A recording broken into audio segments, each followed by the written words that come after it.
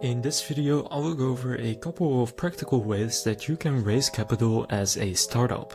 So there are several different ways that you can do this, and the first one that I want to go over is Flippa Invest. So you may know Flippa if you have bought or sold an online business before. So Flippa also has a fundraising platform called Flippa Invest, and it's designed for digital businesses that already generate revenue, things like e-commerce stores, SaaS products, content sites or apps.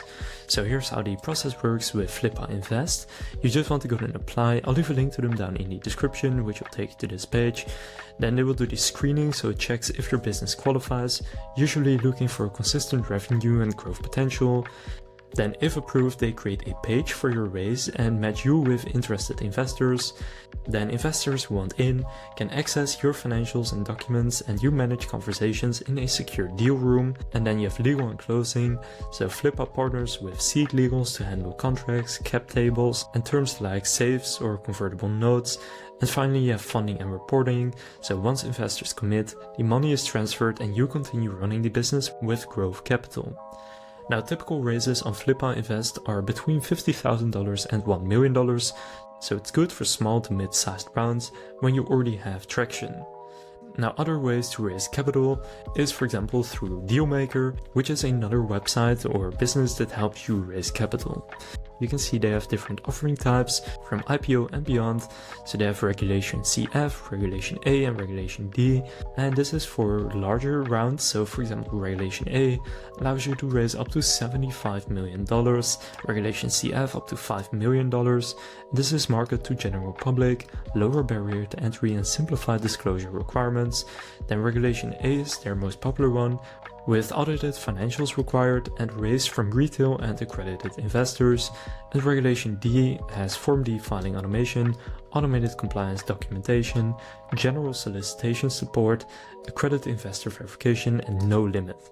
Now, a more traditional route is small business loans or lines of credit. So some industries also have government grants or innovation funds. The upside is you keep your equity, the downside you take on debt and must meet repayment terms, which can be tough for an early stage startup. They also have angel investors and venture capital.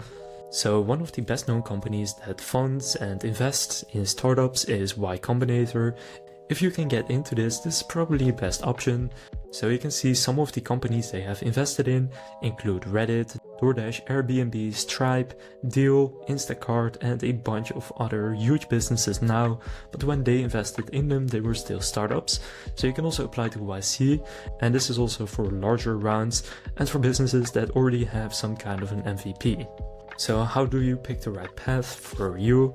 If you are an early stage founder with a digital business that already makes revenue, then I would check out Flippa Invest. And that is a smart way to raise between $50,000 and $1 million without going the full VC route. If you want to keep control and grow at your own pace, bootstrapping or loans might suit you better. And if your idea is consumer facing and exciting to a broad audience, crowdfunding could also work. And finally, if you want mentorship and are aiming for big scale, accelerators or VCs such as Y Combinator are the way to go. Now again, I'll leave a link to Flippa Invest down in the description, which is specifically for online businesses that want to raise between $50,000 and $1 million. So if that's you, you can check that out. Otherwise, I would go one of these other routes, such as Y Combinator or for example Dealmaker. So now you know a few practical ways on how you can raise capital as a startup. If this video was helpful, please consider leaving a like and subscribing to my channel. With that being said, I will see you in the next video.